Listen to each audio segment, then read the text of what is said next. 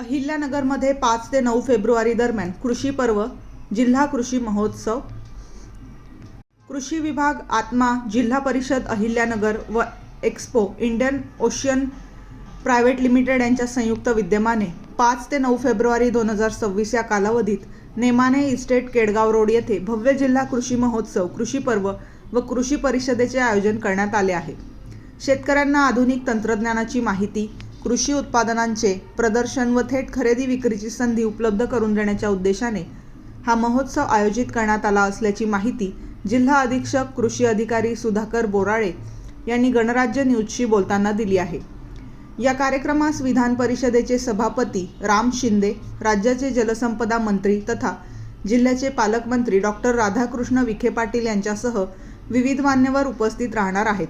जिल्हाधिकारी डॉक्टर पंकज आशिया व जिल्हा परिषद मुख्य कार्यकारी अधिकारी आनंद भंडारी यांच्या मार्गदर्शनाखाली जिल्हा अधीक्षक कृषी अधिकारी, प्रकल्प संचालक आत्मा तसेच प्रकल्प संचालक जिल्हा ग्रामीण विकास यंत्रणा यांच्या समन्वयातून हा उपक्रम राबवला जात आहे. महोत्सवात धान्य महोत्सव, खाद्य महोत्सव, कृषी प्रक्रिया उद्योगांचे प्रदर्शन, महिला बचत गटांनी तयार केलेली उत्पादने, कृषी यांत्रिकीकरण व निविष्ठांचे सुमारे 500 स्टॉल उभारण्यात येणार आहेत. यात जामखेडची ज्वारी, अकोलेचा सुवासिक इंद्रायणी तांदूळ, हातसडीचा तांदूळ, गावरान मटकी, गहू, कडधान्य, फळे व भाजीपाला यांसह विविध कृषी प्रक्रिया पदार्थांची विक्री व प्रदर्शन करण्यात येईल. कृषी क्षेत्रातील आधुनिक बदल लक्षात घेता महोत्सवात कृत्रिम बुद्धिमत्ता, रोबोटिक्स, इंटरनेट ऑफ थिंग्स आधारित उपाययोजना व काटेकोर शेती याविषयी माहिती देणारे विशेष स्टॉल असणार आहेत. याच सोबतच खाद्य महोत्सवाच्या माध्यमातून शिपी आमटी, शिंगोरी आमटी, मांडे, थालीपीठ यांसह विविध पारंपरिक गावरान खाद्यपदार्थांचा आस्वाद नागरिकांना घेता येईल.